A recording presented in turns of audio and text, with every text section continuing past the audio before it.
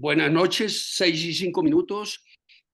Vamos a dar inicio a nuestra reunión del Grupo de Interés Cultural y Científico de Cecimín, la número 191, citada para el lunes 4 de diciembre a las 6 de la tarde. Generalmente estas reuniones son los martes, nuestra tradición, pero mañana martes hay una actividad en la Academia Nacional de Medicina, que es el lanzamiento de un libro sobre cáncer del doctor José Caicedo, en el cual muchos de los que estamos en esta reunión somos académicos y muchos estarán acompañando al doctor Caicedo.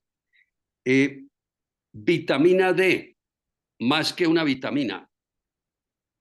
El invitado es el académico David Vázquez Aguad y la moderadora es la doctora Alexandra Terrón.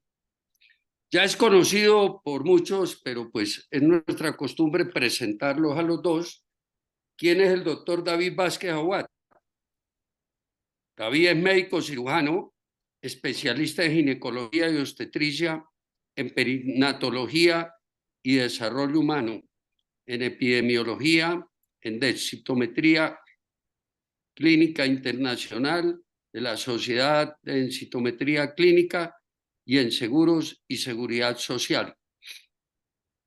David es profesor de la Facultad de Medicina de la Pontificia Universidad Javeriana de Bogotá, Colombia, de la cual es egresado.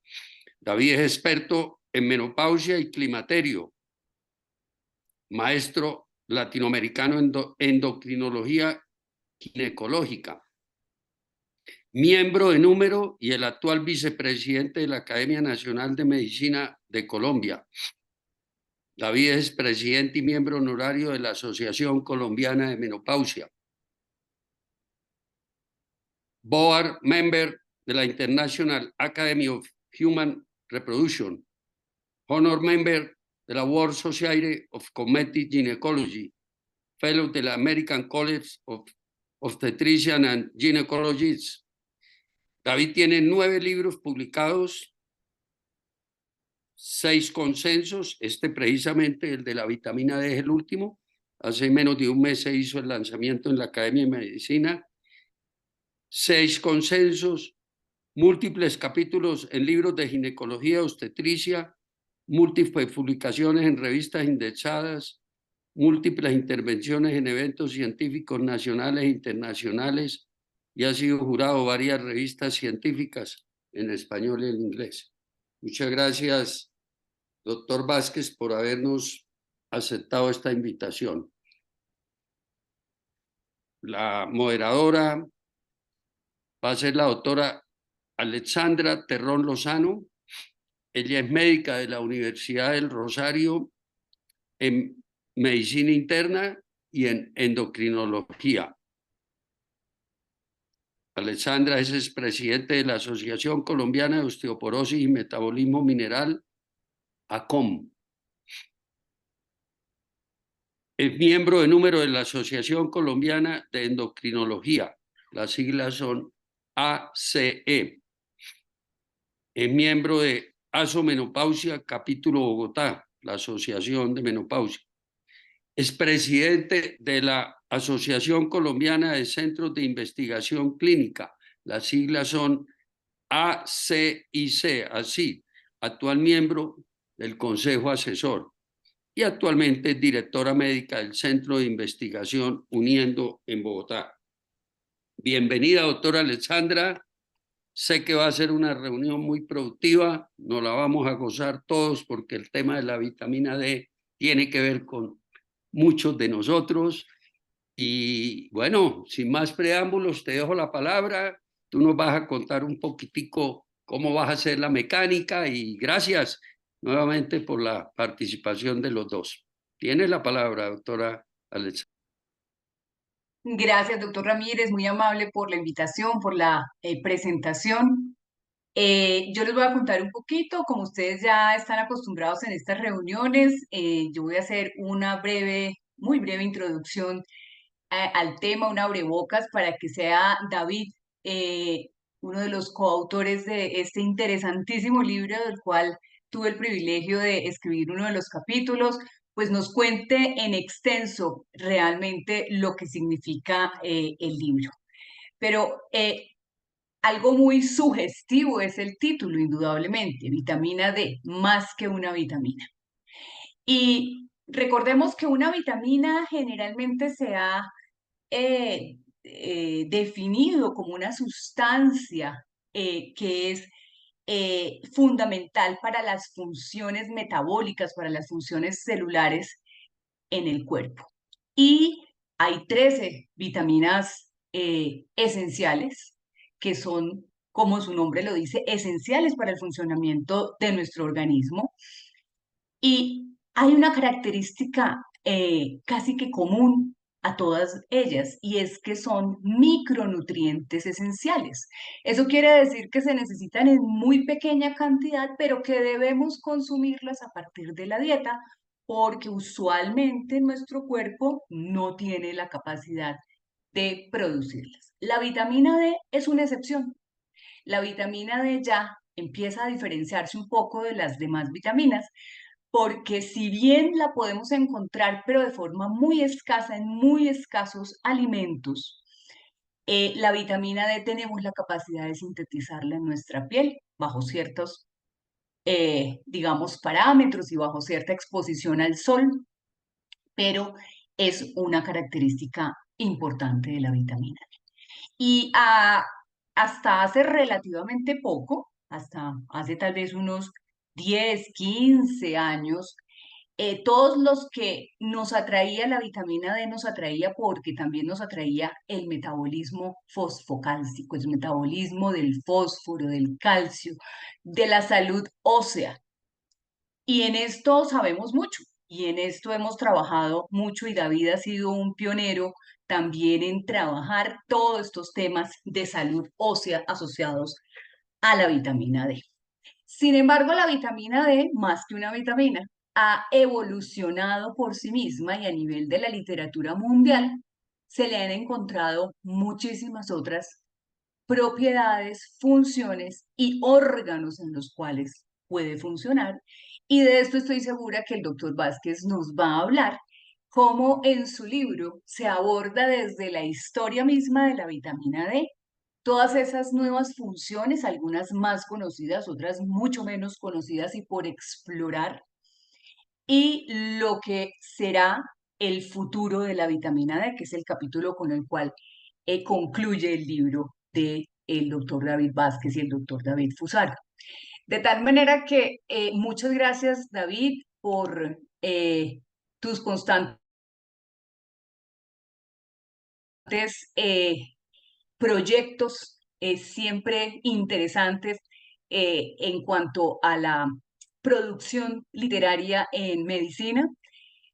Muchas gracias por este proyecto que nos puso a muchos de tus amigos y colegas a trabajar, a investigar, a repasar. Y sea de paso, ¿por qué no? Porque también eres parte de este proyecto, decir que casualmente, de parte de la Asociación Colombiana de Endocrinología, estamos también ahora inmersos en un proyecto muy interesante que es el Consenso Nacional de Vitamina D. Allí se van a tratar de manera mucho más guiados, digamos, o encaminados a crear unas guías de fácil adopción por los médicos generales, por los médicos familiaristas y por la comunidad médica en general y, por qué no, también la comunidad no médica. Aspectos interesantísimos y muy debatidos algunos de la salud de nuestro organismo con respecto a la vitamina D. Algunas cosas tenemos muy claras, repito, y algunas otras pues todavía no hemos llegado a esos consensos universales. De tal manera que muchas gracias por la invitación, muchas gracias por tener el privilegio de introducir a mi gran amigo David Vázquez en este nuevo proyecto de producción científica. Y bienvenido, David, para lo que nos quieras entonces contar en los próximos minutos. Buenas noches, muchas gracias al académico Jorge Felipe Ramírez por esta invitación a su atractivo y tradicional espacio de tertulias culturales y científicas Y muchas gracias a la doctora Alexandra Terrón, amiga de bastantes años, expresidente de ACOM y un líder nacional e internacional en los temas de endocrinología. Me voy a permitir entonces compartir pantalla. Por favor, me confirman que estamos viendo. ¿Se está viendo la primera diapositiva? Perfectamente. Ok. Entonces, voy a empezar. Bueno, estos son los instituciones donde tengo injerencia desde el punto de vista académico y nada de lo que yo comenté hoy, pues compromete ninguna de estas entidades, son opiniones estrictamente personales.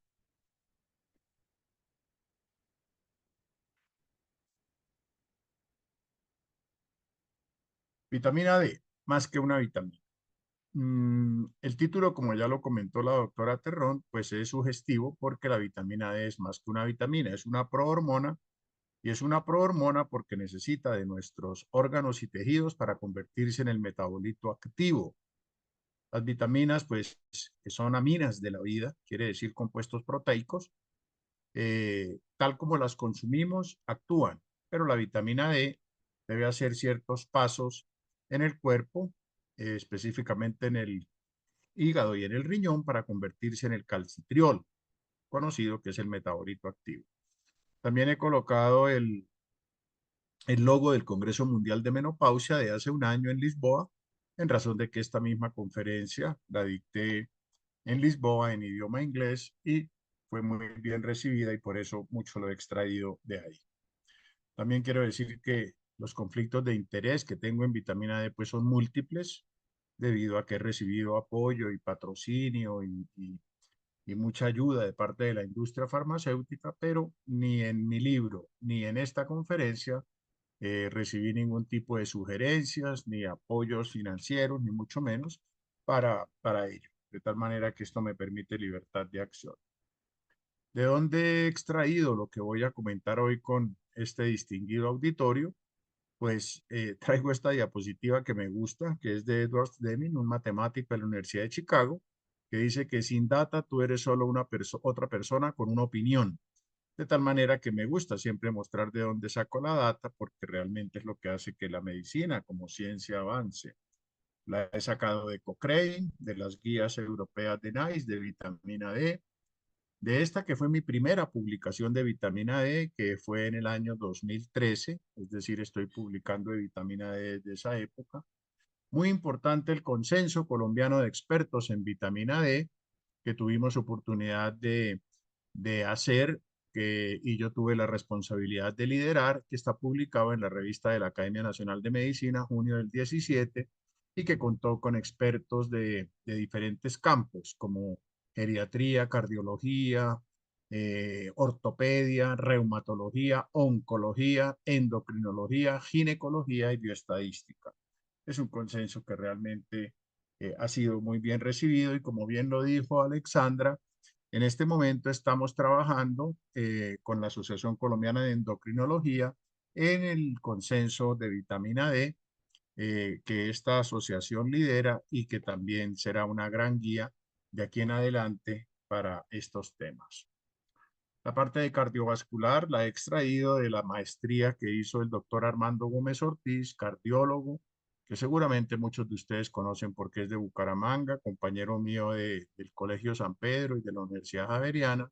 Y él hizo una maestría en la Universidad de Murcia sobre vitamina D y yo tuve oportunidad de ser el director de esa tesis y también trabajamos bastante en este tema y por supuesto de mis propios libros, de este mi primer libro de osteoporosis, del segundo, del tercero que tuve oportunidad de escribir con nuestro anfitrión de hoy, que es el doctor Jorge Felipe Ramírez, pero sobre todo de este libro que como se ha comentado, pues fue lanzado hace un mes más o menos en la Academia Nacional de Medicina y que la doctora Terront tuvo la gentileza de ser la comentarista de orden.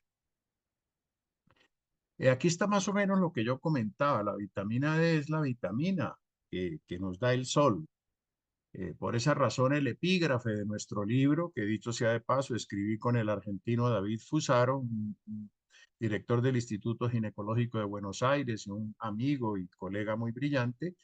El epígrafe decía, empieza con el Génesis. En el principio todo era oscuridad.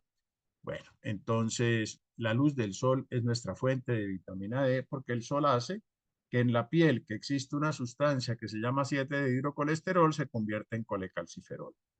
Este colecalciferol, que es el que adquirimos al entrar la luz solar en contacto con la piel, pues es el mismo colecalciferol que consumimos cuando consumimos alimentos ricos en vitamina D o pastillas o algún tipo de fármaco que contiene vitamina D. Es el mismo colecalciferol, que es la vitamina D3. Y esto pasa por el hígado, hace una reacción química igual por el riñón y como les decía, se convierte en el calcitriol, cuyo nombre es 1,25 de hidroxi, vitamina D3. Entonces, fíjense que necesitamos de nuestro cuerpo para que la fuente natural, que es el sol o algunos alimentos, se conviertan en el metabolito activo. Esto hace que más que una vitamina sea una hormona o una prohormona. ¿Cuáles son los niveles óptimos de vitamina D?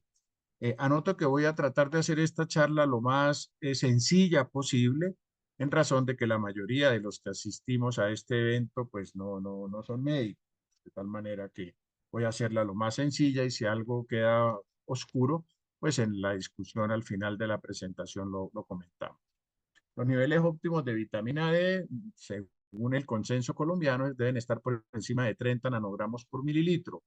Cuando están por debajo de 30, hablamos de una insuficiencia de vitamina D y por debajo de 20 de una deficiencia o déficit. Hablamos de osteomalacia cuando está por debajo de 10. Lo deseable parece ser que estén por encima de 40 y el consenso definió toxicidad cuando está por encima de 150 nanogramos por mililitro. El consenso colombiano también ha tenido aspectos generales como es que la vitamina D es importante para procesos fisiológicos y patológicos, es decir, procesos que normalmente ocurren, pero también en procesos que se convierten en enfermedad. Y la vitamina D también es importante en prevención primaria y secundaria. Primaria es evitar que ocasione algún daño, por decir algún infarto, y secundaria es ya en personas que les ha dado el daño, o sea, por ejemplo, que les ha dado el infarto, que se vuelva a presentar. Esta es la diferencia y la vitamina D es importante en los dos aspectos.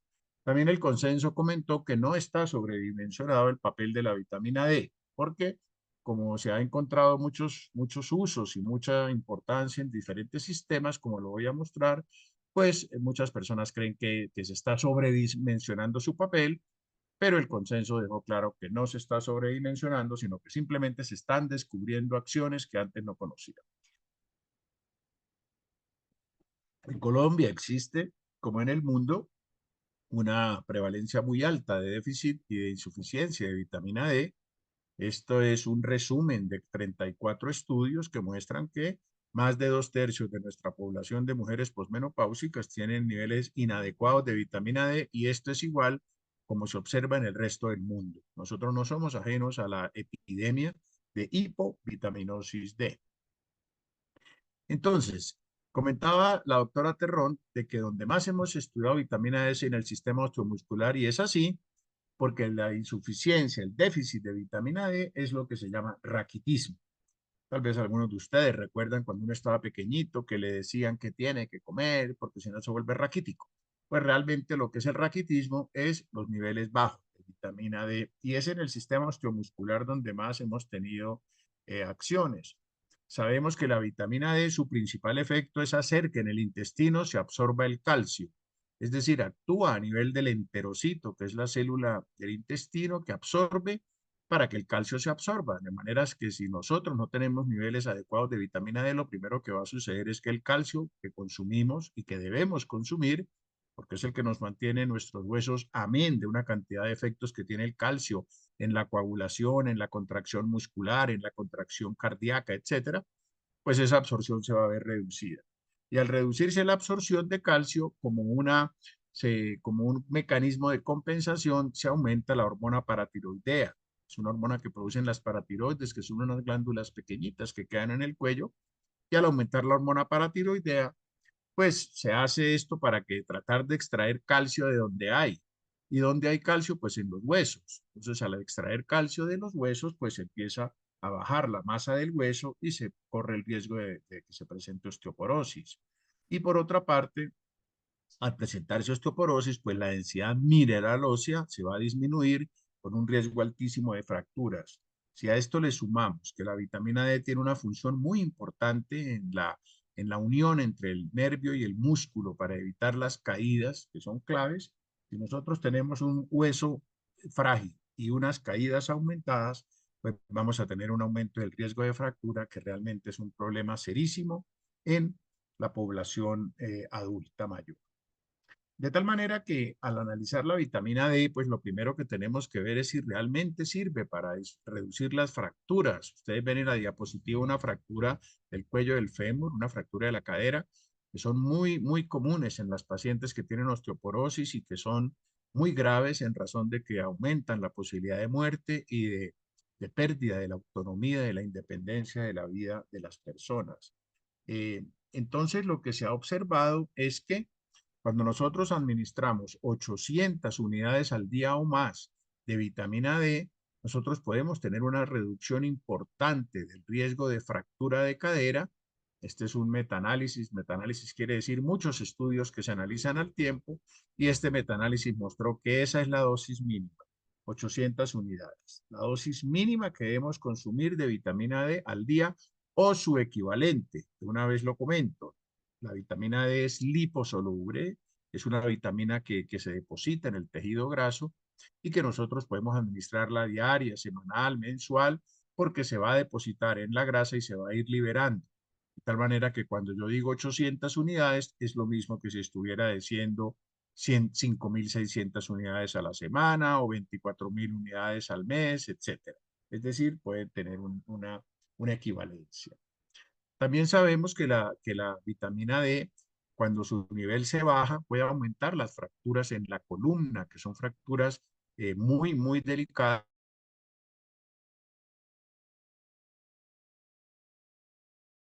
No se da cuenta que tiene, sino que se va achicando y se va jorobando por fracturas, que usualmente lo que se usa es esta clasificación, que se llama clasificación de Jenant, en razón del doctor Harry Jenant, un radiólogo de San Francisco que ideó esta clasificación que es muy importante. Esta es una de las últimas fotos de Harry Jenant, a quien tuve oportunidad de acompañar en Montreal en el Congreso de la Sociedad Americana de Osteoporosis, y murió poco después de un accidente cerebrovascular. Una figura de la medicina que le debemos mucho, una persona muy elegante, muy amable, que estuvo inclusive en Colombia.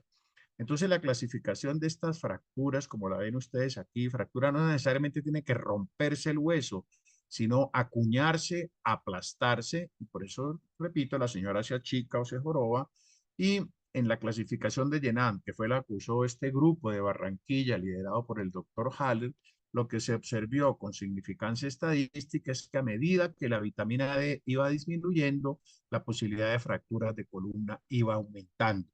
De tal manera que es una prueba más de la importancia de la vitamina D para que el hueso no se fracture, específicamente el hueso de la columna, la vértebra.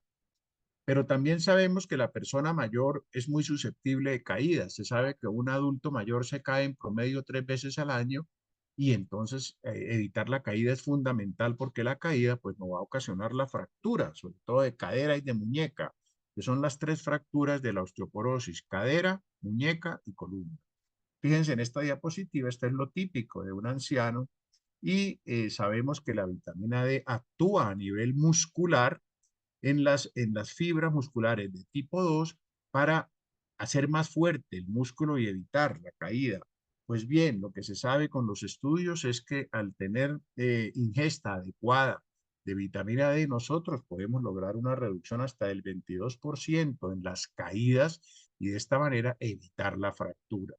Un consejo que siempre le damos a nuestros pacientes adultos mayores o a cualquier paciente es: fíjese dónde pone sus pies, porque una caída puede ser muy grave y ustedes seguramente han tenido en su familia o en su consulta, los que son médicos, pues este tipo de problemas.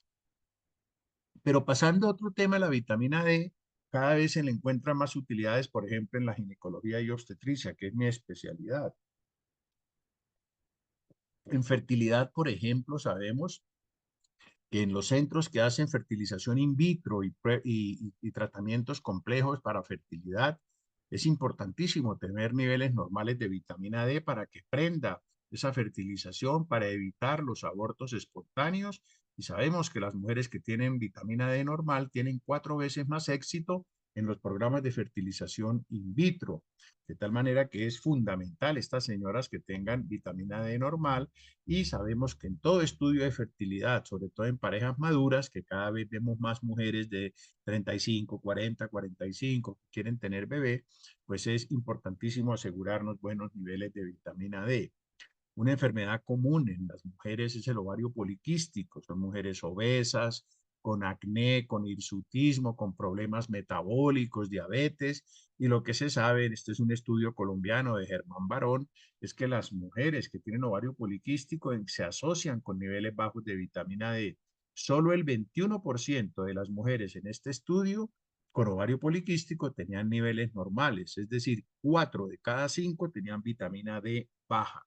Y lo más importante, como se observa en este estudio, es que al administrar vitamina D mejoraba muchísimo el control de estas pacientes de su enfermedad, y sabemos entonces que a través de diferentes vías la insuficiencia y la deficiencia de vitamina D se asocian con ovario poliquístico, y debemos asegurarnos en estas señoras entonces que tengan niveles adecuados.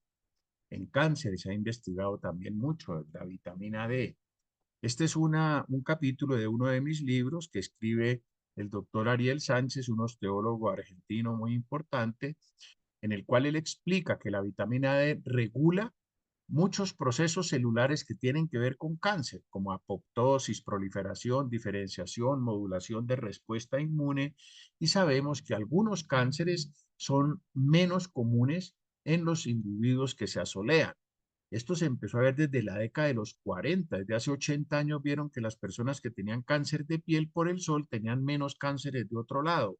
Y entonces es así como sabemos que las personas que tienen niveles adecuados de vitamina D tienen menos riesgo de producir cáncer como de colon y recto, de mama, de próstata, de páncreas. Son cánceres muy, muy serios, y esto es probable que la vitamina D normal contribuya a disminuir la frecuencia de estos cánceres. En cáncer de mama tenemos muy buena evidencia también en vitamina D.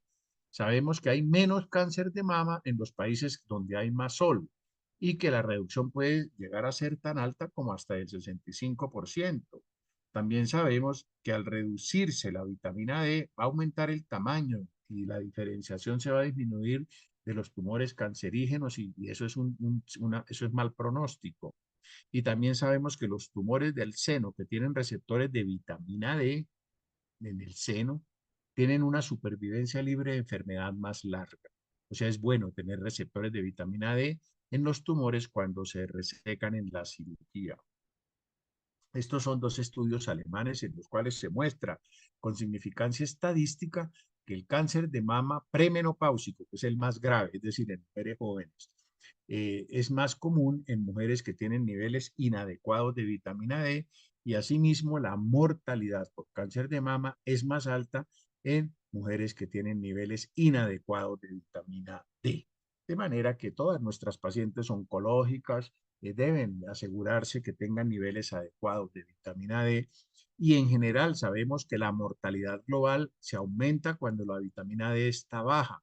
Y fíjense cómo este es un estudio, un metaanálisis de 57.000 pacientes o sujetos, que observamos que cuando la vitamina D está en niveles inadecuados, la mortalidad es estadísticamente mayor, tomando solamente la vitamina D como parámetro a analizar. Y esto es probable que sea porque la vitamina D tiene un efecto antiinflamatorio. Realmente uno en esta vida no se muere, sino que se inflama. Y se han encontrado receptores de vitamina D en monocitos, macrófagos, neutrófilos, en células que tienen que ver con la inflamación. Y también existe relación con sustancias que tienen que ver con la inflamación y con los efectos antiinflamatorios. En el embarazo también se ha estudiado mucho la vitamina D. Es un tema muy interesante. Este es el doctor Miguel Ruoti, que escribió un libro muy importante en la Universidad de Asunción, un libro muy grande de ginecología, perdón, de obstetricia y perinatología. Yo tuve oportunidad de escribir un capítulo que se llama Vitamina D y embarazo, que lo escribí con mis dos hijos que son residentes, y lo que observamos, este es un resumen, es que las mujeres embarazadas que tienen vitamina D más baja tienen más probabilidad de presentar preeclampsia, que es la subida de la tensión en el embarazo, diabetes en el embarazo, parto prematuro, parto instrumentado, mayor riesgo de terminar en cesárea, etcétera. De manera que es deber de los tetras asegurarse que su gestante tenga buenos niveles de vitamina D. Y aquí están todos los eventos, no solo maternos, sino perinatales, es decir, niños con talla baja, con bajo peso, con defectos congénitos, etcétera, que se asocian con niveles inadecuados de vitamina D. Pero la sexualidad también ha sido estudiada en la vitamina D. En nuestro libro último hay un capítulo muy interesante que solo les traigo el resumen del capítulo de sexualidad, en donde afirmamos que la vitamina D interviene en múltiples procesos biológicos, que su déficit los altera, que la hipovitaminosis D se asocia con alteraciones en la fertilidad, como ya lo mencioné, masculina y femenina, que la hipovitaminosis D se asocia con índices de satisfacción sexual alterados y síntomas depresivos en mujeres y que al suplementar con vitamina D esto mejora. Quiere decir que cualquier mujer que tenga algún trastorno en la esfera sexual debe medirse los niveles de vitamina D porque probablemente sea una conducta barata y fácil para poder mejorar esto. En hombres también sabemos que la vitamina D juega un papel en la producción de andrógenos y en la calidad del semen. La hipovitaminosis D se asocia con disfunción eréctil vascular, que es la más común en las personas mayores, porque la vitamina D tiene un efecto importante sobre el endotelio. El endotelio es como la película que reviste todas nuestras arterias y venas, y la disfunción eréctil pues es vascular. Y la vitamina D al administrarla puede mejorar estos síntomas que son muy serios en las personas mayores. De manera que medir niveles de vitamina D debe formar parte del estudio de las disfunciones sexuales en ambos sexos y debe tratarse las deficiencias. En las personas mayores, ¿qué debemos tener en cuenta en cuanto a vitamina D? Bueno, uno es que las personas mayores disminuyen la ingesta de calcio en la dieta. Por una parte, porque ahora se ha vuelto moda decir que la leche es mala. Yo no sé dónde sacaron eso, pero se ha vuelto moda. Y no quiero entrar en esa discusión, pero estoy dispuesto a darla si me toca, porque ya lo he hecho en muchos eventos, y es que se ha satanizado la leche y los lácteos, siendo que es la primera fuente de vitamina D. Y además las tabletas de calcio no son bien toleradas en general. Entonces, por eso la disminución de calcio se aumenta, de la ingesta de calcio se aumenta mucho en las personas mayores, el calcio se absorbe menos en el intestino, porque las células intestinales pues no son ya capaces de absorber todo el calcio, la gente mayor se expone menos al sol, la piel después de los 60 años ya no puede sintetizar vitamina D a partir de la luz del sol de la misma manera.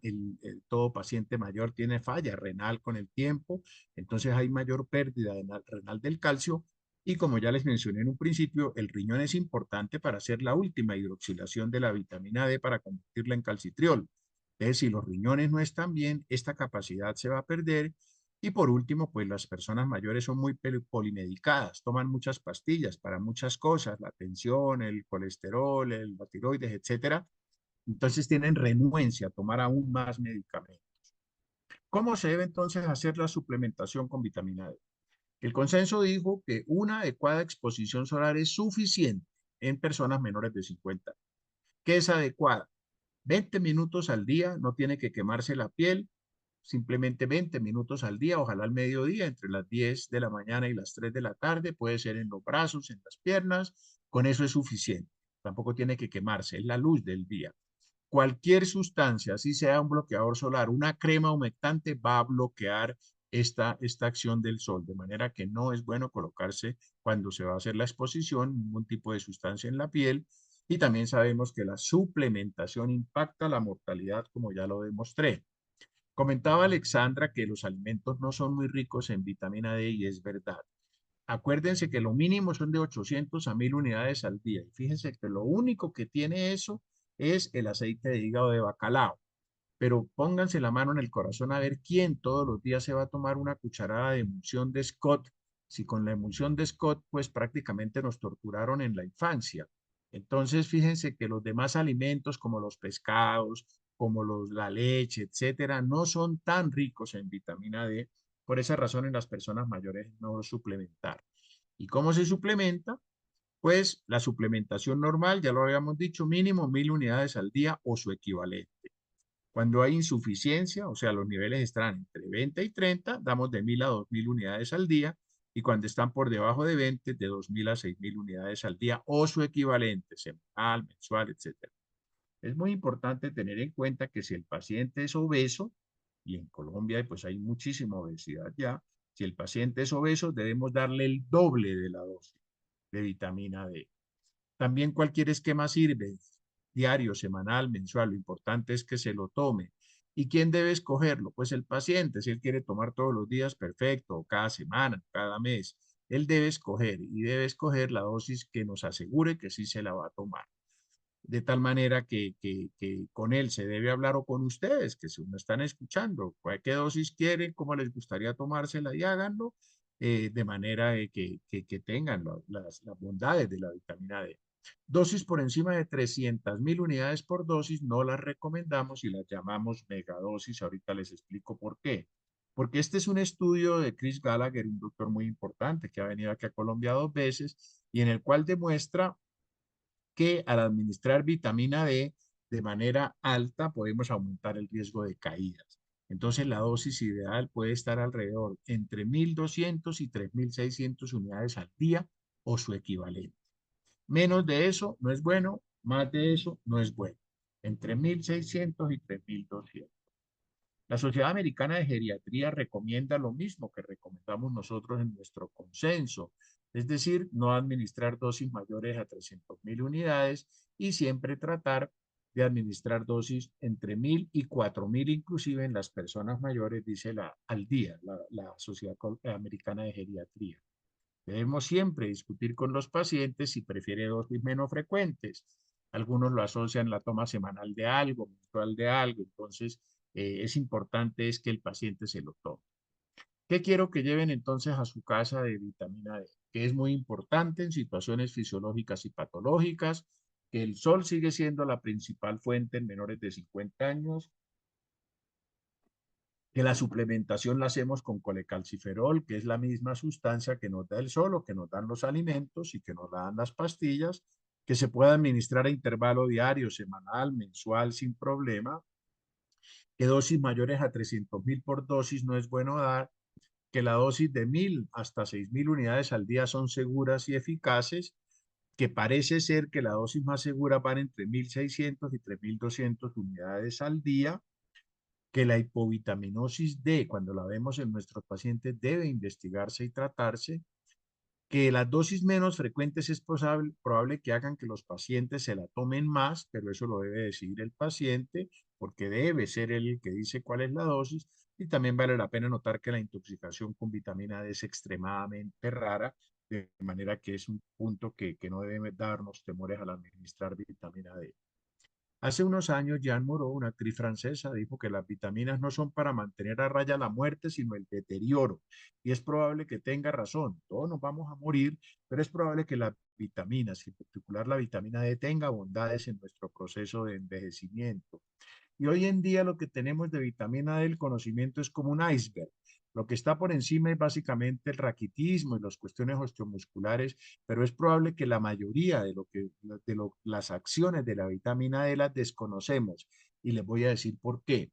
Porque todos nuestros órganos y tejidos tienen receptores de vitamina D. Y tenga la seguridad que no están ahí de adorno. Están porque sirven para algo, sino que simplemente todavía no sabemos por qué están ahí, para qué sirve. Entonces, realmente es tan importante la vitamina D, sobre todo en las mujeres mayores, y la respuesta seguramente es que sí, que es muy importante. Me voy a tomar 5 minutos más con la venia de ustedes de Jorge y de Alexandra para comentarles algo del libro. Este es un libro que fue hecho en un año Como les dije ya, David Fusaro es un argentino muy amigo, muy querido. Su único defecto es que es hincha del Boca Juniors, pero nada es perfecto. Y intervienen en el libro autores, 47 autores de Colombia, Argentina, México y España, gente muy líder en el tema. El libro tiene el aval de 10 sociedades científicas. Este es David Fusaro en uno de nuestros eventos que compartimos muchas veces. Y el prólogo lo escribió el profesor Andrea Janetzani. Él es el presidente de la Sociedad de Ginecología de Europa, el presidente de la Asociación Internacional de Endocrinología Ginecológica, de la Academia Internacional de Reproducción Humana, cuya junta directiva yo pertenezco, y realmente es una figura mundial en temas de endocrinología ginecológica y tuvo la gentileza de escribirnos el prólogo de nuestro libro. Estas son las sociedades científicas de América Latina, de Colombia, de Argentina, de España, que están apoyando nuestro libro y dándole el aval. Y el libro fue ideado en septiembre del 2022 un congreso que tuvimos en Punta Cana. Nos sentamos con David, bueno, escribamos de vitamina D, que no hay así nada como recién, y pues ahí con unos margaritas dimos origen a este libro que realmente ha sido exitoso. Esto simplemente es para mostrarles esta invitación que acabo de recibir del Congreso Mundial de Menopausia, que tendrá lugar en octubre del 24 en Melbourne, en Australia, que se me ha invitado justamente para que hable de estos temas de vitamina D ante la comunidad mundial. Termino con dos personas a quienes admiro y he admirado mucho porque han cambiado la vida. Uno es Steve Jobs, que ustedes pues todos lo conocen, y que tiene una frase muy importante que dice: si usted quiere que todos estén contentos, no sea un líder, vende helados. Lo traigo a reflexión porque siempre que uno hace alguna obra, un libro, un publica, etcétera, pues siempre hay personas que no quedan contentas porque no los incluyeron a ellos en el libro, porque el libro les parece muy malo, porque, etcétera. Entonces, realmente la única persona que deja a todos contentos son los que venden helados, y es una frase de Steve Jobs que me gusta mucho. Y otra persona que también he admirado mucho es Pedro Arrupe. Él es un médico. Pedro Arrupe era médico, jesuita, vasco, pero su importancia principal fue que fue el principal, se llama prepósito general, que es el líder de la Compañía de Jesús, de los jesuitas, durante muchos años, y dejó muchas enseñanzas, no solo para los jesuitas, sino para la humanidad, y dejó una frase que me gusta mucho que dice que no me resigno a que cuando yo muera siga el mundo como si yo no hubiera vivido. Yo creo que es deber moral de todos tratar de aportarle algo a este mundo, y cuando uno lo hace escribiendo, y sobre todo obras médicas, pues como que impacta mucho no solo a los colegas que lo leen, sino a todas las pacientes que se van a ver expuestas a las bondades de los nuevos tratamientos y de la actualización con base en el conocimiento que los colegas adquieren. Este libro que estamos lanzando ya se está vendiendo desde México hasta Argentina, muy exitoso, y le doy gracias a Dios y a los colegas por ser tan generosos con nuestros trabajos. Muchísimas gracias, y abrimos entonces la discusión. Queda la doctora Alexandra Terrón, encargada de esta parte.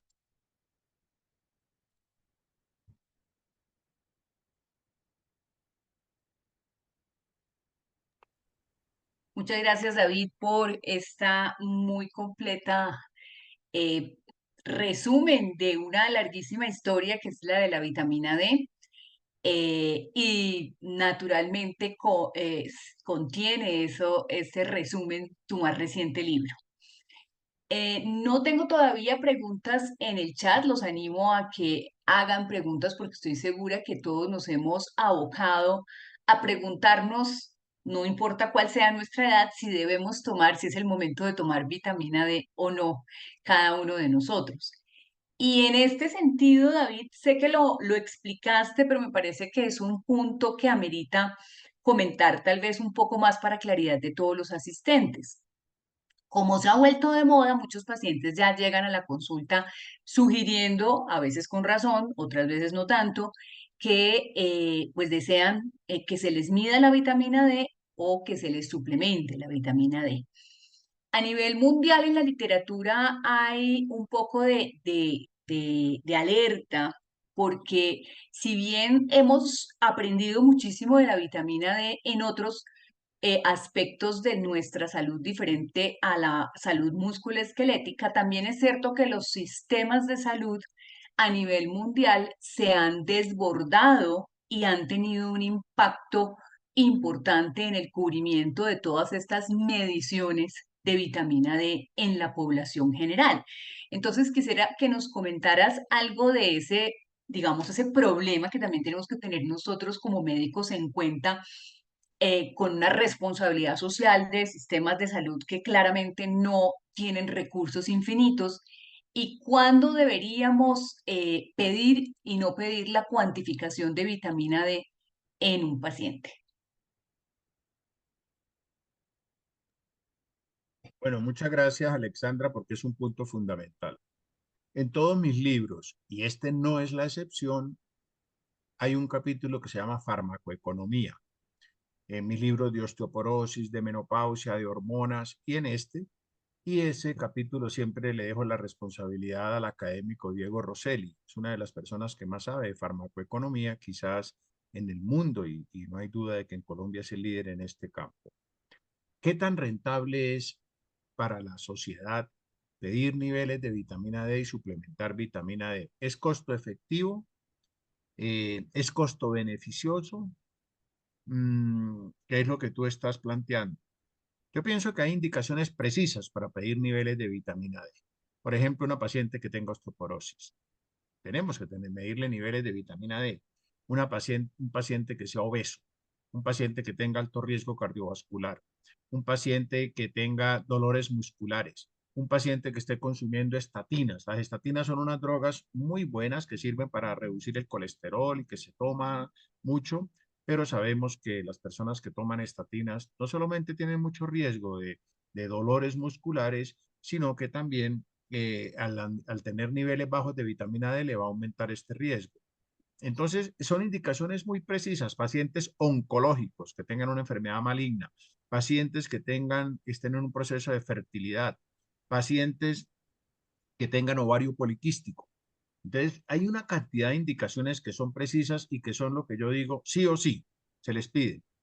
Hay otras personas, o no pacientes, personas en quienes no necesariamente sí o sí debemos pedirles en razón de que el examen pues tampoco es tan barato, aunque está dentro del POS, pero debemos tener responsabilidad social como tú lo dices. Por ejemplo, las pacientes preconcepcionales. Doctor, quiero quedar embarazada. A esos pacientes les debemos pedir niveles de vitamina D como les pedimos una serología, una glicemia, una parcial de orina, el toxoplasma, el SIDA, la sífilis, etcétera. Quizá no, salvo que tenga riesgo. ¿Cuáles son los riesgos? Los que acabo de mencionar en el listado. Como parte del control prenatal en las embarazadas, debemos pedir vitamina D al 100% de las personas, tal vez no al 100%, pero sí a las que estén indicadas. Todas las pacientes posmenopáusicas por encima de los 50 años debemos medir los niveles de vitamina D, quizá no a todas, pero sí a las que tengan alto riesgo, sobre todo de pérdida de la masa ósea. Pacientes delgadas, no solo obesas, delgadas. Sabemos que las pacientes muy delgadas conforman también un grupo que llamamos frágiles, que es osteopenia, o sea, pérdida de la masa del hueso, y sarcopenia, o sea, pérdida de la masa muscular, que también se ve mucho en la persona mayor y en la persona muy delgada o muy obesa. Entonces, trastornos alimenticios, por ejemplo, pacientes que tengan o bulimia o anorexia, son pacientes candidatas a que se les mida vitamina D. Pacientes que han sido sometidas a cirugía bariátrica. Sabemos que la cirugía bariátrica es una desnutrición controlada o descontrolada. Son pacientes a quienes debemos medirle vitamina D. Entonces yo siempre les digo a los pacientes y a los doctores con los cuales interactúo, no se pregunte por qué debo pedirle, sino por qué no debería pedirle niveles de vitamina D, y tal vez sea la mejor manera de que lleguemos a tener una buena idea al respecto. Pero es una pregunta muy importante. Muchas gracias, doctor Vázquez. Pues creo que con esa respuesta ya ha quedado aquí una de las primeras preguntas resueltas, es la de Ana C., que preguntaba, ¿es indispensable tener niveles de vitamina D para tomar suplementación? ¿Quieres comentar algo más al respecto o consideras que con lo que has dicho ya le respondiste a Ana C.?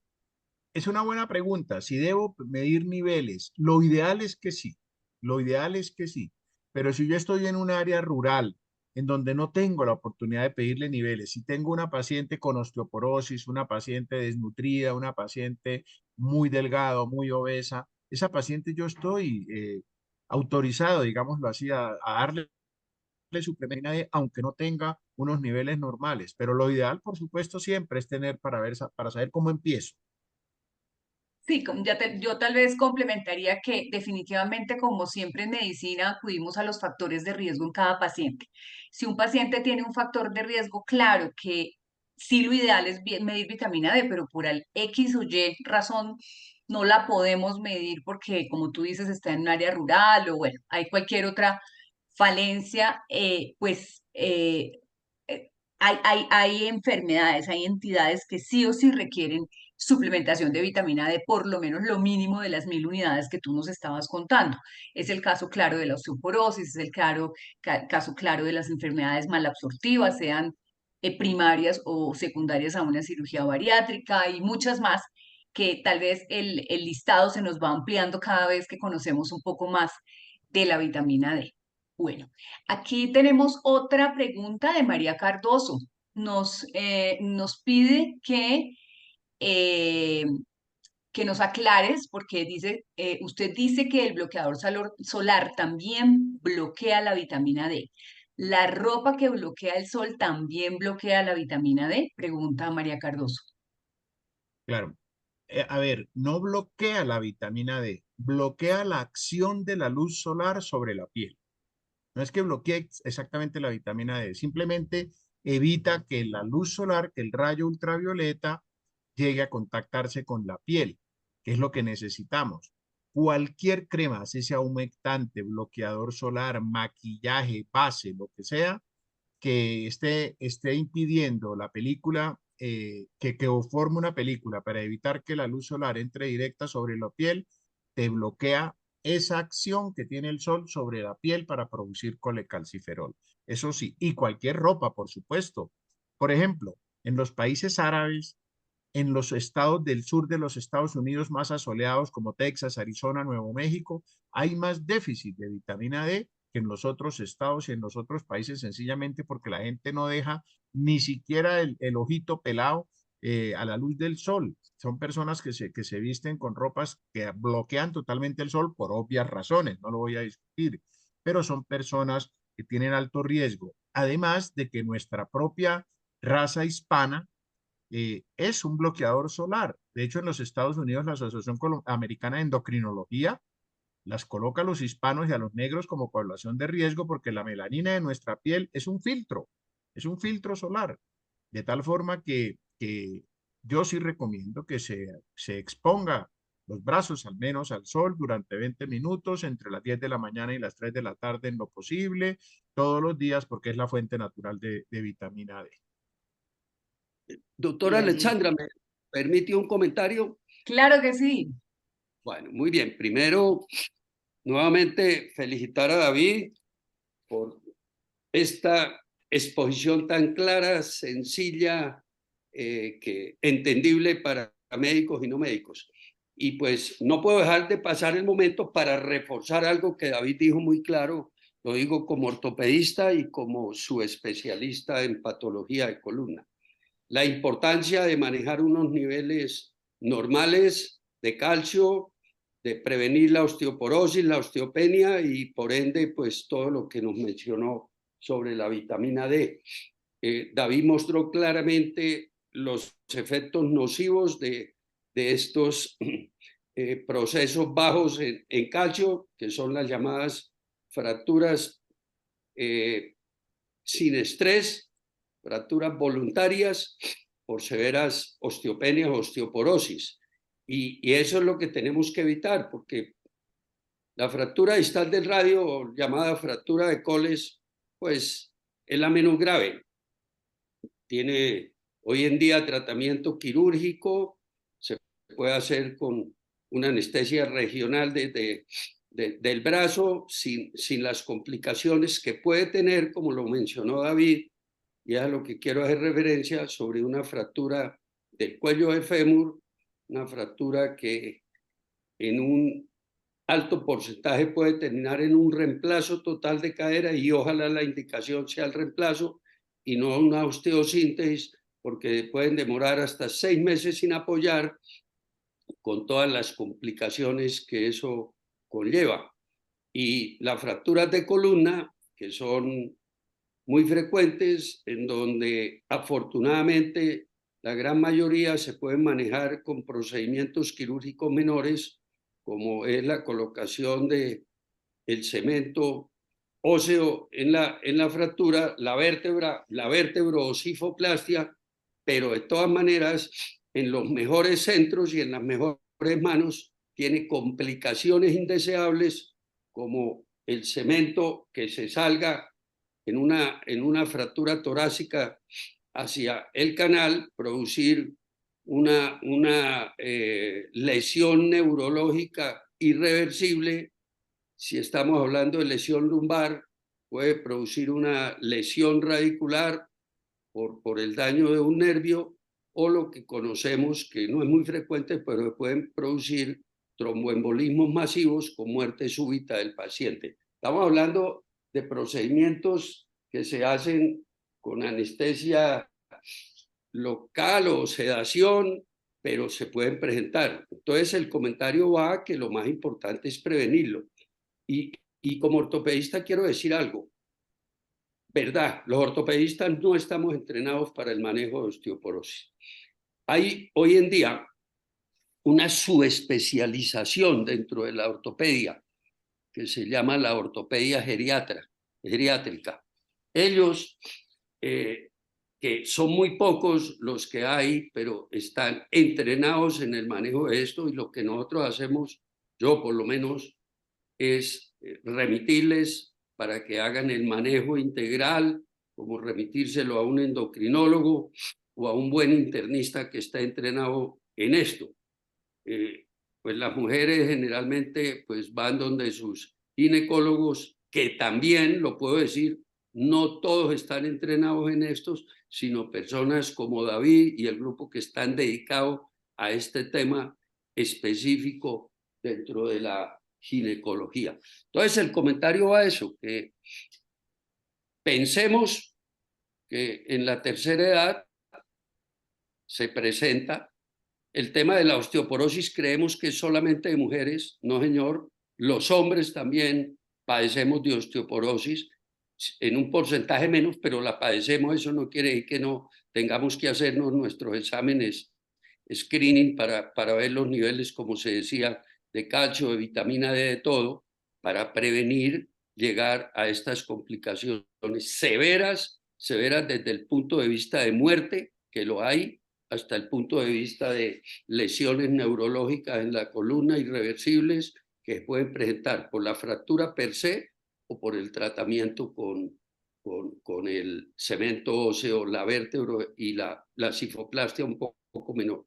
Entonces eso quería comentar y bueno, decir que todo lo que sea prevenible, previsible, tenemos que estar atentos y es parte de nuestro ejercicio profesional ver. Como yo lo que hago, lo digo honestamente, me llegan pacientes a decirme que vienen con una osteodensitometría, que esto, y yo lo que hago es remitirlo a las personas que están directamente encargadas al manejo de esto, porque necesita tener un conocimiento, gustarle y casarse con el paciente, porque es un paciente que lo va a manejar por muchos años. Quería hacer ese comentario y gracias, David, y gracias, Alexandra, por verdad todo este tiempo dedicado y sigamos oyendo que hay varios comentarios por el chat. Así es, has suscitado muchos comentarios. Uno de ellos es del doctor Luis María Murillo, quien te felicita, comenta que fue una conferencia dictada de manera sencilla y muy ilustrativa que debieron disfrutar y entender todos los asistentes no médicos. Nos pregunta Juan Ramón Valle, un paciente que está en tratamiento con bifosfonatos tiene alteración en los niveles de vitamina D. Creo que esa es la pregunta, que si tiene alteración de los niveles de vitamina D, un paciente que esté en tratamiento con bifosfonatos. Recordemos que los bifosfonatos son uno de los medicamentos para tratar la osteoporosis, pertenecen a la familia de los antirresortivos. Eso quiere decir que evitan la resorción del hueso por esas células que yo siempre le digo a los pacientes, parecen un Pac-Man, se comen el huesito. Entonces la gente entiende muy bien con ese símil. Entonces los bifosfonatos, digamos, paralizan a esas células, los osteoclastos, que son estos Pac-Man que se comen el hueso. Y nos pregunta el doctor Juan Ramón Valles si los pacientes que están en tratamiento con bifosfonatos tienen alteración en los niveles de vitamina D. Muchas gracias y muchas gracias a Juan Ramón, que es un brillante ortopedista, colega de la costa. Antes de contestar a esa pregunta, yo quiero comentar dos cosas que dijo Jorge Felipe. Una de cada 3 mujeres va a sufrir una fractura osteoporótica en su vida. Yo no quiero dañarle esta noche a nadie de los que gentilmente han venido a escuchar mi conferencia y este evento, pero aquí veo que hay 28 personas, o sea, fácilmente puedo estar viendo 6, 8 fracturas dentro del auditorio, de manera que pregúntenle a su médico si no vale la pena que les pida una densitometría. 2, claro, la osteoporosis es una enfermedad muy de mujeres porque tiene los estrógenos, que es la hormona femenina que se produce mientras antes de que llegue la menopausia, pues es el mejor antirresortivo que hay. Por eso el 80% de las osteoporosis son de mujeres posmenopáusicas y apenas el 20% es de hombres, pero también los hay. Y lo tercero que dijo Jorge Felipe de la fractura de la muñeca, de la fractura de Coles. Y sí, una persona que sufre una fractura de la muñeca tiene 3 veces más probabilidades de que a futuro se fracture la cadera que si no tiene esa fractura. De tal manera que es un tema supremamente serio a futuro la persona que se fracture la muñeca, que son muchas. Respecto a lo que pregunta Juan Ramón, una persona que está consumiendo bifosfonatos es porque muy seguramente tiene un diagnóstico de osteoporosis. Los bifosfonatos, pues ya lo dijo Alexandra, son drogas estupendas que tienen más o menos unos 30 años dentro del mercado. Se pueden administrar por vía oral, por vía intravenosa. Son muy eficaces para reducir fractura, tienen efectos adversos que no se presentan mucho, pero que sí se pueden presentar. Y yo creo que todo paciente que esté consumiendo no solamente bifosfonatos, cualquier tratamiento para osteoporosis debe consumir vitamina D. Porque y hay 2 estudios españoles muy buenos que me dice que nos dicen que una de las causas de que no respondan los pacientes a los antirresortivos o a los anabólicos que damos para osteoporosis es justamente que los niveles de vitamina D no sean adecuados. Entonces debemos asegurarnos que los niveles de vitamina D sean adecuados y yo creo que los tratamientos para osteoporosis van con vitamina D casi que sí o sí. Además porque es algo muy fácil de administrar, de tal manera que Juan Ramón, yo sí creo que los pacientes con bifosfonatos deben asegurarse de que tengan una ingesta adecuada de vitamina D, entre otras cosas, porque son pacientes en su mayoría mayores y ya no tenemos el sol como fuente de vitamina. Bueno, muchas gracias, David. Otro ortopedista, el doctor César Arango, nos pregunta, ¿alguna hora recomendada para la ingesta de vitamina D y si tomarla sola o con las comidas influye en algo? Es una buena pregunta, pero en general no. En general no tiene mayor importancia. El calcio sí. Por eso, como calcio, perdón el paréntesis, nos gusta más el citrato de calcio, que tiene menos interferencia con los alimentos, citrato de calcio. Pero la vitamina D no. La vitamina D en general se absorbe bien, es una vitamina liposoluble que se puede administrar a cualquier hora del día. Yo siempre les recomiendo consumirla cuando se les olvide menos. En eso me parezco un poquito a cuando formulo anticonceptivos o terapia hormonal. Lo importante es que la tome y ojalá cuando se olvide menos, pero no tiene mayor relación con esto. Ahora, eso no quiere decir que los alimentos ricos en vitamina D no los consuman, no, claro que sí. Entre otras porque muchos alimentos ricos en vitamina D también son ricos en calcio, como la leche y los lácteos, de manera que no hay que dejarle todo a la pepita, pero no hay duda de que la vitamina D debemos asegurarnos que la consuma sí o sí. Ahí tal vez sería importante anotar, como tenemos ahora tantas presentaciones que combinan calcio, bien sea carbonato o citrato con vitamina D, allí sí yo prefiero recomendar que tomen los preparados si tienen calcio encima de las comidas para evitar la intolerancia gastrointestinal, y al haber secreción de ácido clorhídrico en el momento de comer, eso facilita la absorción también del calcio como tal. No, la vitamina D no tiene injerencia en esto, pero sí aumenta la absorción de calcio. Entonces, en general, todos los preparados de calcio con o sin vitamina D, recomendarlos para proteger, digamos, los efectos adversos gastrointestinales que todos los conocemos, pero también para aumentar su absorción inmediatamente después de las comidas. Correcto. Ana, sé que ya nos había hecho una pregunta del bloqueador solar. Te hace una segunda pregunta. Ella pregunta si más tiempo de exposición con crema o con bloqueador puede contrarrestar el efecto de dichas sustancias para el metabolismo de la vitamina D. No, el tema es que estas sustancias, estas cremas y estas cosas, pues te bloquean la luz del sol para que entre a la piel, que de hecho es lo que se persigue, ¿no? Cuando una persona usa un bloqueador solar es porque quiere bloquear el sol. Entonces, lo bueno es que bloquea el sol y quizá no se va a quemar, o, bueno, etcétera, pero también está bloqueando el efecto de la luz solar sobre la piel para que produzca colecalciferol. Esto aplica para personas jóvenes, no se les olvide, las personas mayores de 55, 60, 65, ya la piel no es la mejor fuente de vitamina D y por eso el consenso la recomienda como fuente hasta los 50 años.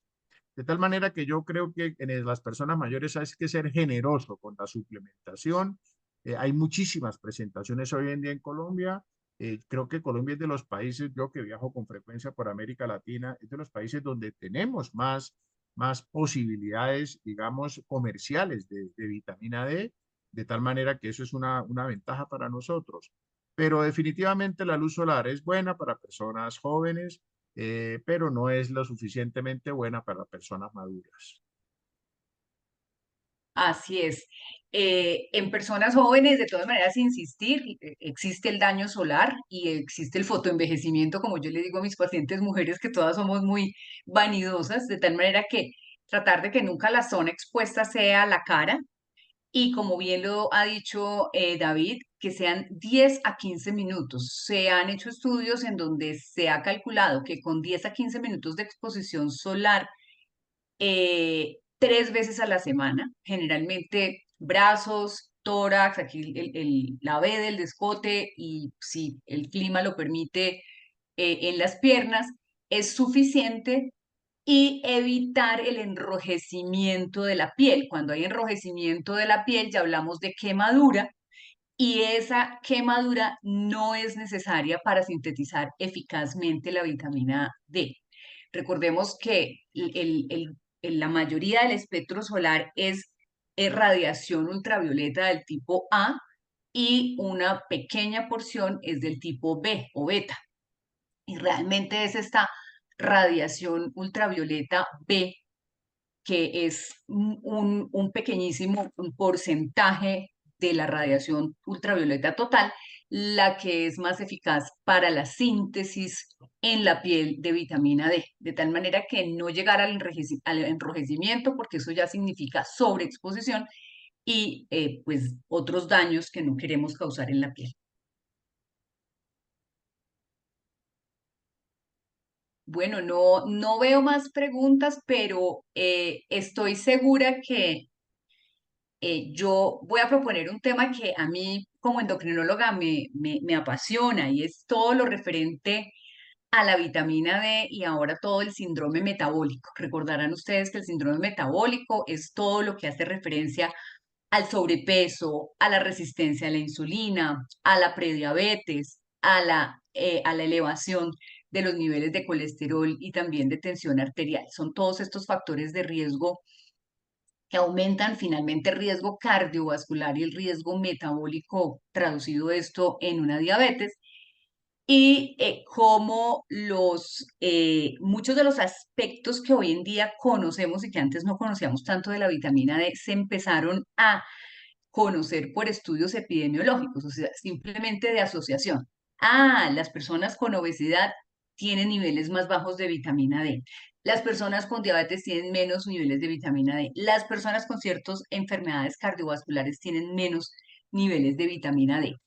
Y lo que ha sido retador ha sido traducir esas asociaciones epidemiológicas que están muy bien definidas, traducirlas en que ya un estudio clínico, un estudio experimental en seres humanos, con todas las de la ley, compruebe fehacientemente y de forma repetitiva, como deben ser los estudios clínicos bien hechos, que mejorar, por ejemplo, el nivel de vitamina D en una persona prediabética pudiese bajar el riesgo de llegar a una diabetes. Hay muchísimos estudios conflictivos todavía, sabemos que hay una clara asociación epidemiológica, sabemos los mecanismos incluso de por qué esa vitamina D está más baja en las personas obesas o con prediabetes, pero no todos los estudios han sido, digamos, han podido demostrar claramente que la solución, entre comillas, sea solamente dar vitamina D o que la vitamina D mejorar los niveles de vitamina D sea tan solo un componente más dentro del manejo multifactorial de estos pacientes. Y así sucede con muchos otros entidades que se han relacionado epidemiológicamente a déficit de vitamina D. Eso como para complementar un poquito lo que ya nos ha contado David. Yo pienso que hay muchísimo por explorar todavía en vitamina D. La misma literatura mundial es conflictiva, no hace recomendaciones absolutas todavía en muchos puntos que hay baches del conocimiento y precisamente allí es donde qué bueno que pudiésemos no solamente hacer consensos, no solamente escribir libros, que es un punto de inicio maravilloso, pero también hacer estudios epidemiológicos propios en nuestro país, en nuestra población, para poder aportar realmente al acervo de conocimiento que algunos puntos ya están bien aclarados, pero hay otros tantos que pudiésemos aportar en estudios no solamente describiendo nuestra población, sino también en estudios poblacionales. Recordemos cómo definitivamente no todos somos iguales en este planeta. Los hispanos sí tenemos un poco menos de producción de vitamina D, tenemos otras características en cuanto a factores de riesgo para fracturas, de tal manera que todo esto, la invitación eh, como persona que ha hecho investigación durante una buena parte de mi vida, es que ojalá nos uniéramos y esa es la importancia de estos grupos en donde existe personal médico y personal no médico para que ojalá podamos tener una iniciativa de tener estudios propios en nuestro país. Sí, yo quisiera anotar al respecto un par de cosas, Alexandra. El órgano más grande y más importante que tenemos los seres humanos se llama el endotelio. Ya lo mencioné, el endotelio es el tapete que cubre nuestros vasos sanguíneos. ¿Y por qué es el más importante? Porque la edad de uno es la edad de nuestros vasos sanguíneos. Los vasos sanguíneos se van inflamando, ya dije que uno no se muere sino que se inflama, se van inflamando y luego se van obstruyendo, se producen fenómenos trombóticos y luego se van rompiendo, se producen fenómenos hemorrágicos y esto hace que los órganos que irrigan estos vasos se vean comprometidos, es decir, un daño global y general. Se sabe bien que la vitamina D tiene unos aspectos muy importantes en el endotelio. El capítulo de metabolismo de mi libro lo escribió justamente Alexandra Terrón, que es una persona, una de las investigadoras más importantes de Colombia y es la directora y la dueña de uno de los laboratorios de investigación más importantes como es Uniendo. El capítulo de cardiovascular lo escribió Armando Gómez, un cardiólogo absolutamente brillante. El capítulo de inmunología lo escribió Renato Guzmán, que es un reumatólogo de los más importantes. ¿A dónde quiero llegar? A que mientras más conozcamos los efectos de la vitamina D en el endotelio, más vamos a saber los efectos de la vitamina D en todos los demás sistemas, porque obviamente todos los demás sistemas y órganos son irrigados por vasos sanguíneos. Entonces es ahí donde va a estar el quid de la investigación, como casi todo en medicina. Cuál es el estado del endotelio de una persona? De tal manera que ahí se deben centrar una gran cantidad de investigaciones en vitamina D. Por otra parte, la parte inmunológica que no mencioné es muy importante. La vitamina D tiene un efecto modulador. ¿Qué quiere decir eso? Que transforma los mecanismos de defensa de nuestro organismo para resistir mejor los ataques infecciosos, sean virales o sean bacterianos, o sean parasitarios, o sean micóticos. La prueba está con el COVID. No cabe duda de que las personas que tenían niveles más adecuados de vitamina D tuvieron menos posibilidad de sufrir la enfermedad, menos posibilidad de intubación y hospitalización, menos posibilidad de muerte. Y eso hay muchos estudios que lo confirman, precisamente por el efecto inmunomodulador de la vitamina D. Los pacientes con tuberculosis, los pacientes con enfermedades granulomatosas crónicas como la enfermedad de Hansen, también son pacientes susceptibles de que la vitamina D pueda mejorar sus condiciones. De tal forma que tenemos un futuro tan grande, es probable que la vitamina D sea la sustancia en donde más se ha publicado en los últimos años. Si uno se pone a revisar dónde se está publicando en los últimos 15 o 20 años, quizá ninguna sustancia supere en número de publicaciones a la vitamina D. Eso quiere decir que tenemos un gran interés que no es la panacea, ojo, no es la panacea. En eso hay que tener mucho cuidado también. Y la vitamina D solo es una herramienta más dentro de todo un arsenal. Osteoporosis no es tomar vitamina D y chao. Obesidad no es tomar vitamina D y chao. COVID no es tomar vitamina D y chao. No, es una herramienta más, pero que es fácil de administrar, fácil digamos, desde el punto de vista económico, con muy pocos efectos adversos, muy segura, bien tolerada y que seguramente va a generar respuestas positivas en muchas afectaciones o en muchas situaciones fisiológicas del cuerpo, y por eso vuelvo atrás. Cuando tengan una paciente o ustedes que me están escuchando, no se preguntan por qué no debo medirme los niveles, perdón, por qué me debo medir niveles, sino por qué no me los debo medir de vitamina D. Pregúntenle a su médico, doctor, ¿cómo estará mi vitamina D? Pídamela. 25 hidroxivitamina D, que es lo que medimos en sangre para ver si los niveles son adecuados o no. Ese sería mi comentario a lo que Alexandra ha dicho, y uno se siente un poquito corrido cuando el moderador de la reunión sabe más que el conferencista de la reunión, y eso es muy bueno y muy positivo porque nos hace, es retador para uno como conferencista, y este es el caso en particular. Alexandra es absolutamente brillante y además con su dicción tan bonita y tan oportuna, pues de verdad que ha hecho que esta reunión haya salido tan buena. No pretendo saber más que tú porque tú sabes mucho. Muchas gracias por esa. Eso fue un piropo, más bien, tomémoslo como un piropo. Gracias, David, gracias, doctor Ramírez, por esta invitación. Yo sé que el doctor Ramírez le gusta cerrar esta reunión, así que solamente un comentario final para invitarlos a todos desde sus diferentes especialidades o sus diferentes situaciones de salud para los que no son médicos.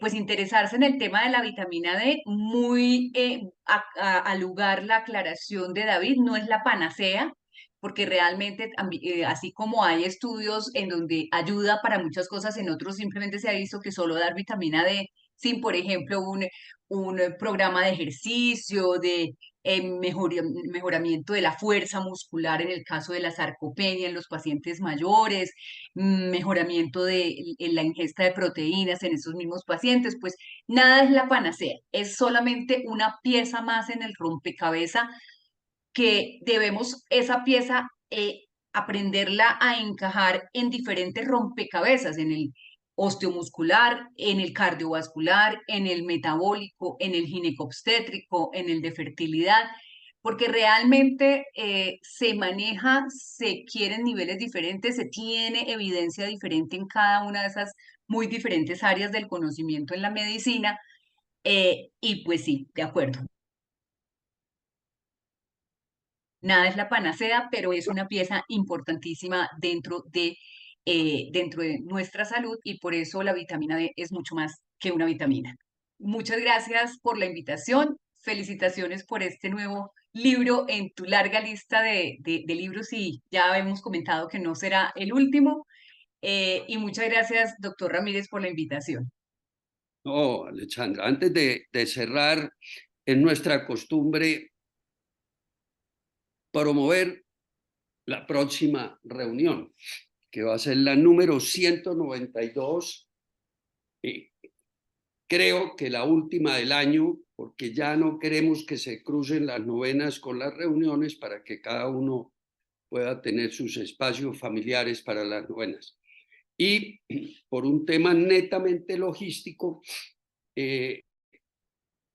no va a ser el martes 12, sino el miércoles 13, porque ese día hay una actividad muy, muy importante en la Academia Nacional de Medicina, que es el homenaje a los 100 años de un médico que fue muy importante en Colombia, fue presidente de la Academia Nacional de Medicina, fue ministro de Salud y de Educación, fue rector de la Universidad de los Andes, fue el fundador del Instituto Colombiano de Bienestar Familiar, y ese día cumple, si estuviera vivo, 100 años, y es el lanzamiento de un libro que escribió su familia, y es el doctor Juan Jacobo Muñoz. Por eso vamos a estar ese día la gran mayoría de académicos, David como vicepresidente de la academia, el presidente de la academia, el doctor Carrasquilla, es el que va a hacer todo el acto. Entonces vamos a estar acompañándolo. Yo tuve oportunidad de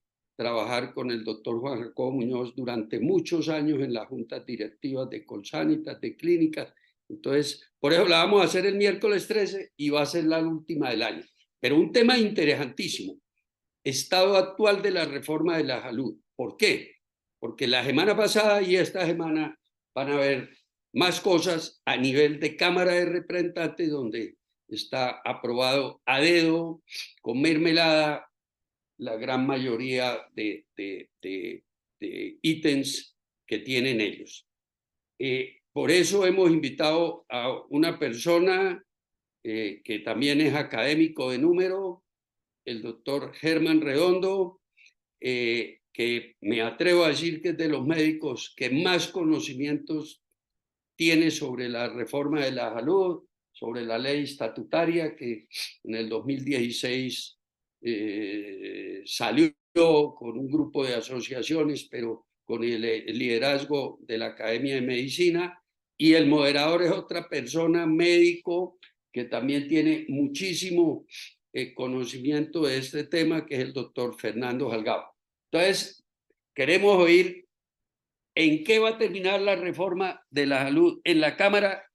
Y bueno, ya en enero estamos contactando a un senador de primerísima línea de la Comisión Primera para que nos hable sobre cómo ve él todo el trámite de la reforma de salud en el Senado, comenzando desde la Comisión Primera Constitucional, donde todo lo que oímos, y ojalá sea así, no le va a quedar fácil a la reforma de la salud pasar con el visto bueno y aprobación de la mayoría de senadores en el Congreso de la República. Entonces, esa es nuestra reunión, que va a ser para el miércoles 13 de diciembre a las 6 de la tarde. Y por último, ya como nuestra costumbre, quisiera, David y Alexandra, cada uno en un minutico, ¿qué mensaje final nos dejan? Ya nos dejaron muchos, pero ¿qué mensaje final nos dejan a los médicos y no médicos para que nos quede claro sobre el tema de hoy, el conversatorio de la vitamina D? Entonces, no sé, David, si quieres que hable primero Alexandra y tú cierras la reunión. Primero las damas, Así es. Eso lo aprendimos en Bucaramanga, en el San Pedro. Bien.